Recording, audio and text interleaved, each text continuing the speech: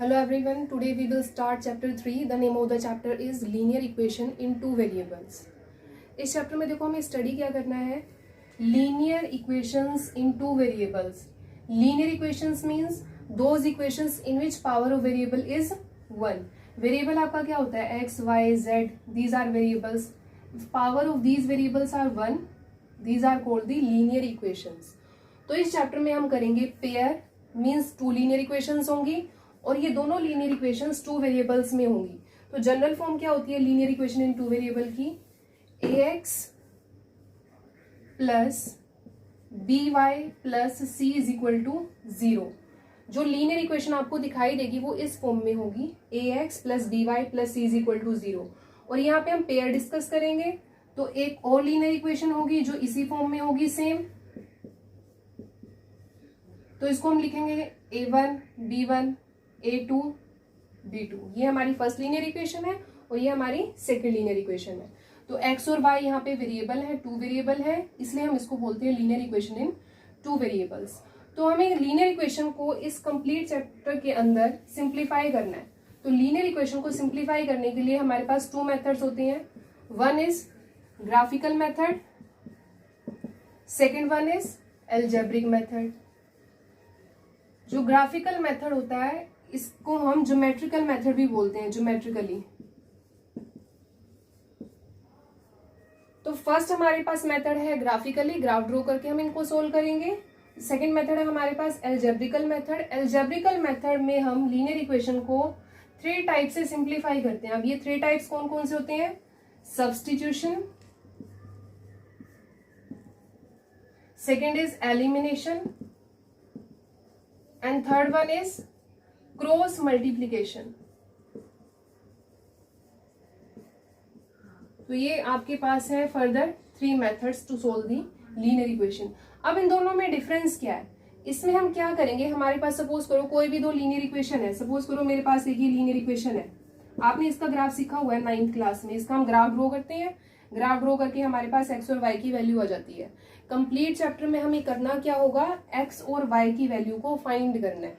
ये हमारे पास मिसिंग होगी, ठीक है. तो हम फाइंड कैसे करेंगे इसको, या तो ग्राफिकल मेथड से या फिर एल्जेब्रिकल मेथड से. एल्जेब्रिकल मेथड आपको आता ही है, आपने 9th क्लास में किया हुआ है, मैं फिर भी फर्स्ट एक्सरसाइज में करवाऊंगी, उससे आपको क्लियर हो जाएगा. सेकेंड हमारे पास है algebraical method.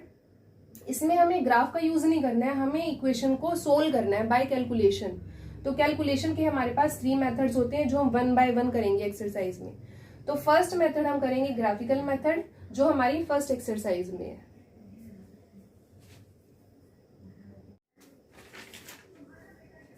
Now come to the first question of exercise 3.1. तो इसकी स्टेटमेंट रीड करेंगे सबसे पहले. Aftab tells his daughter 7 years ago I was 7 times as old as you were then. इस क्वेश्चन में एज की बात चल रही है, दो पर्सन है आफ्ताब एंड हिज डॉटर. तो हम लेट कर लेते हैं, age of Aftab is x years and age of daughter is y years.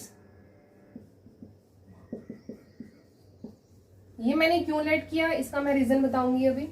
Aftab tells his daughter, Aftab अपनी डॉटर को कहता है 7 years ago I was 7 times as old as you were then. 7 साल पहले मैं तुम्हारी एज के 7 टाइम के इक्वल था. Also 3 years from now, और आज से 3 साल बाद I shall be 3 times as old as you will be. मैं तुम्हारी एज के 3 टाइम्स के इक्वल हो जाऊंगा. Represent this situation algebraically and graphically.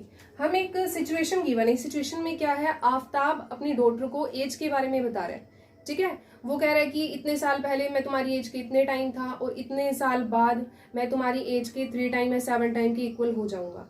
तो यहाँ पे एज की बात चल रही है, इसलिए मैंने एज को लेट किया है. तो किसकी एज, आफ्ताब की एज एंड इसकी डॉटर की एज. तो दोनों की एज हमें नहीं पता, तो जो चीज हमें पता नहीं होगी उसी को हम लेट करेंगे एक्स एंड वाई. तो हमने एज ऑफ आफ्ताब को लेट किया x and age of daughter को हमने लेट किया वाई ईयर्स. अब जो हमें इक्वेशन गिवन है, जो हमें सिचुएशन इसमें गिवन है, उसके अंदर इक्वेशन जो है वो पास्ट में होगी या प्रेजेंट में होगी या फ्यूचर में होगी. तो इसने फर्स्ट लाइन में क्या कहा, 7 years ago, 7 साल पहले, 7 years ago. इसने 7 साल पहले की बात की है और इसने क्या कहा है, I was 7 times as old as you were then. Aftab ने कहा कि मेरी एज तुम्हारी एज के 7 टाइम के इक्वल हो जाएगी। और ऐसा कब होगा, 7 साल पहले, यानी कि पास्ट की बात कर रहा है कि 7 साल पहले मैं तुम्हारी एज के 7 टाइम के इक्वल था। तो आफ्ताब, यहाँ हम क्या लिखेंगे, आफ्ताब की एज, यहाँ पे हम क्या लिखेंगे, डॉटर की एज। अगर आप इसको ऐसे करोगे गलत हो जाएगा, क्योंकि यहाँ पे लिखा हुआ है 7 ईयर्स एगो। 7 ईयर्स एगो का मतलब यहाँ पे जो एज हम लिखेंगे वो आज से 7 साल पहले लिखेंगे। और जो ये एज हम लेट करते हैं ऑलवेज, ये हम प्रेजेंट एज लेट करते हैं। यहाँ पे आप लिखोगे प्रेजेंट एज ऑफ आफ्ताब। तो प्रेजेंट में अगर किसी पर्सन की एज सपोज करो 20 है, तो 7 साल पहले कितनी होगी, 20 माइनस 7 यानी कि 13। तो आप पास्ट में एज को फाइंड करने के लिए क्या करोगे, 7 को माइनस कर दोगे। अगर आफ्ताब की एज आज x ईयर्स है तो 7 ईयर एगो कितनी थी, x माइनस 7। यहां पे आप लिखोगे x minus 7 is equal to 7 multiply y minus 7। अब इसका मीनिंग क्या हुआ कि 7 ईयर एगो आफ्ताब की जो एज है वो 7 टाइम्स यानी कि 7 मल्टीप्लाई थी एज ऑफ डॉटर। अब हम इसको सबसे पहले सिंप्लीफाई करेंगे। तो सिंप्लीफाई हम कैसे करते हैं, x माइनस 7, ये जो 7 मल्टीप्लाई में आप दोनों के साथ मल्टीप्लाई करेंगे, 7y माइनस 7 7 जा 49। अब इसको स्टैंडर्ड फॉर्म में कन्वर्ट करेंगे। स्टैंडर्ड फॉर्म क्या होती है, जो x और y होते हैं उसको हम एक साइड लिख लेते हैं। तो यहाँ पे 7y लिखा है, मैं इसको यहाँ पे लिखूंगी x माइनस 7y, और जो ये माइनस 7 है इसको हम लिखेंगे राइट साइड में। तो राइट साइड में जाके हो जाएगा प्लस का, तो हमारे पास इक्वेशन आएगी x minus 7y is equal to में minus 42। This is first equation. Same हमारे पास सेकेंड कंडीशन है, 3 years फ्रॉम नाउ, आज से 3 साल बाद मैं तुम्हारी एज के 3 टाइम्स के इक्वल हो जाऊंगा। अब ये जो इसने कहा है वो कहा है 3 years फ्रॉम नाउ, आज से 3 साल बाद। क्या कहा इसने, अभी फ्यूचर की बात कर रहा है, विल और शैल लगा हुआ, इट मीन से फ्यूचर की बात कर रहा है कि मैं यानी कि आफ्ताब, अब 3 साल बाद हमारी एज कितनी होगी, +3 हो जाएगी। अगर आज किसी पर्सन की एज 20 है तो 3 years नाउ क्या होगी, 23। तो ऐसे ही अगर आफ्ताब की एज x है, आज से 3 साल बाद कितनी होगी, x प्लस 3। 3 टाइम्स का है तो 3 मल्टीप्लाई y प्लस 3। तो ये मैंने आफ्ताब की एज लिखी है, ये मैंने इसकी डॉटर की एज लिखी है, और 3 टाइम लिखा हुआ था तो हमने इसको कर दिया 3 के साथ मल्टीप्लाई। अब इसको भी सिंप्लीफाई करोगे, x प्लस 3, 3 को मल्टीप्लाई करोगे 3y, 3 3 जा 9, 3y को आप x के पास लेके आओगे, x minus 3y is equal to, और इस 3 को आप राइट साइड में लेके जाओगे। तो हमारे पास सेकेंड इक्वेशन आई है x minus 3y is equal to 6। तो फर्स्ट हमें क्या करना था, ये जो हमें कंडीशन गिवन थी क्वेश्चन के अंदर उसको हमें एल्जेब्रिकली लिखना था, तो हमने इसको एल्जेब्रिकली लिख दिया इस तरह से इक्वेशन की फॉर्म में। अब हमें क्या करना है, इसका ग्राफ ड्रॉ करना है। तो हमारे पास ये दोनों इक्वेशन है, हम ग्राफ ड्रॉ करने के लिए सबसे पहले क्या करेंगे, इनके सॉल्यूशंस फाइंड करेंगे, और सॉल्यूशन फाइंड करने के बाद हम इसका ग्राफ ड्रॉ करेंगे। तो हमारे पास इक्वेशन है x minus 7y is equal to minus 42। इसको हम लिख लेते हैं x minus 7y is equal to minus 42। अब सॉल्यूशन कैसे फाइंड करते हो, 9th क्लास में देखो हमने कैसे किया था सॉल्यूशन को फाइंड। हम अपनी मर्जी से x की वैल्यू को 0 पुट कर देंगे। x को अगर हम 0 पुट करेंगे, 0 माइनस 7y कितना होगा, माइनस 7y। अब माइनस से माइनस कैंसिल, 7 कहाँ जाएगा, 42 के बाय में कैंसिल होके हमारे पास आंसर आएगा 6। तो फर्स्ट सॉल्यूशन हमारे पास क्या आया है, 0,6। सेकेंड, अब y को 0 कर दो। अगर हम y को 0 करेंगे, put y is equal to 0, ये फर्स्ट सॉल्यूशन है, put y is equal to 0। तो y को 0 करेंगे, ये कंप्लीट 0 होगा, यहाँ पे हमारे पास ओनली x बचेगा, तो x की वैल्यू यहाँ पे आ जाएगी माइनस 42। ये मैंने डायरेक्ट किया, मैं फिर से बता देती हूँ। अगर हम y को 0 करेंगे तो x माइनस 0 x आ जाएगा और इक्वल में आएगा माइनस 42। तो ये हमारे पास आया नेक्स्ट सॉल्यूशन। ये सॉल्यूशन क्या होगा, माइनस 42,0। x को आप पहले लिखते हैं, y को बाद में लिखते हैं। अब मैं इसको लिख लेती हूँ टेबल की फॉर्म में। इसको हमने टेबुलर फॉर्म में लिखा, फर्स्ट सॉल्यूशन है हमारे पास 0 6 एंड सेकंड सॉल्यूशन है -42 एंड 0। अब सिमिलरली सेकंड इक्वेशन है x minus 3y is equal to 6। इसके भी हम सॉल्यूशन फाइंड करेंगे। सबसे पहले हम x को 0 करेंगे, put x is equal to 0। x को 0 करेंगे तो -3y इज इक्वल टू 6 आएगा।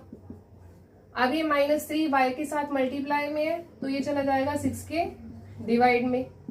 सोल्व करके हमारे पास y की वैल्यू आएगी -2। तो ये सॉल्यूशन हमारे पास क्या आया 0, -2। सेकेंड y को 0 करेंगे। अगर मैं यहाँ पे y को 0 करती हूँ, देखो फिर से ये कंप्लीट क्या हो जाएगा 0। 3 × 0 इज 0। तो x की वैल्यू हमारे पास आएगी 6। x is equal to 6। तो हमारे पास जो सेकेंड सॉल्यूशन आया वो आया है 6, 0। इसको भी हम टेबल की फॉर्म में लिखेंगे। फर्स्ट सॉल्यूशन है हमारे पास 0 -2, सेकेंड है 6 एंड 0।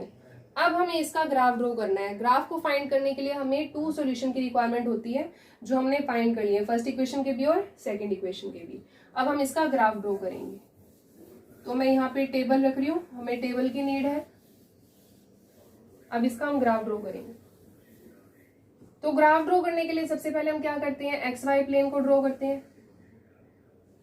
मैंने ड्रॉ कर दिया एक्स वाई प्लेन को। इसके बाद हम यहाँ पे नंबर्स लेते हैं। ये नंबर्स हम कैसे ले सकते हैं, काउंटिंग की फॉर्म में ले सकते हैं, 2 का टेबल ले सकते हैं, 5 का टेबल ले सकते हैं, 10 का टेबल ले सकते हैं। ये हमारे क्वेश्चन पे डिपेंड करता है कि क्वेश्चन में हमारे पास जो वैल्यूज आई है वो किस टाइप की है। तो हमने देखा यहाँ पे मैक्सिमम वैल्यू 42 है, तो 1 का गैप लेंगे, बहुत ज्यादा हो जाएगा। हम क्या करेंगे, 10 का गैप लेंगे जिससे हमारा 42 इजिली आ सके। 10, 20, 30, 40, 50, -10, -20, -30, -40 and -50। This is x axis and this is y axis. यहाँ पे भी ये 0 होता है ओरिजिन। 10 पॉजिटिव वैल्यू हमारी ज्यादा नहीं है, 6 ही है। 10, 20, 30 काफी है।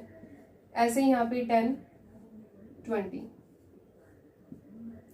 फर्स्ट सॉल्यूशन देखो 0 एंड 6। x की वैल्यू 0, y की वैल्यू 6। जब एक पॉइंट 0 होता है वो सॉल्यूशन इजी होता है ड्रॉ करना। 0 को आप स्किप करो। y की वैल्यू देखो यहाँ पे कितनी है 6, तो y की वैल्यू 6 जहां पर होगी वहां पे इस पॉइंट की लोकेशन होगी। तो y की वैल्यू 6 कहां पर होगी, y एक्सिस पर।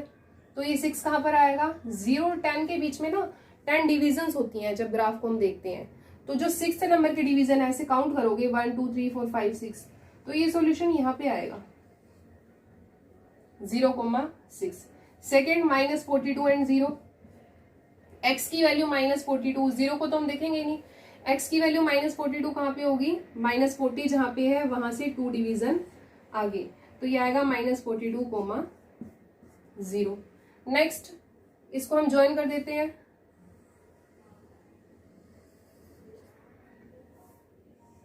तो ये हमारे पास फर्स्ट इक्वेशन का ग्राफ आ चुका है। सेकेंड 0, -2, y की वैल्यू -2 कहां पर होगी, सेकेंड डिवीजन नीचे की तरफ, 0 एंड -2।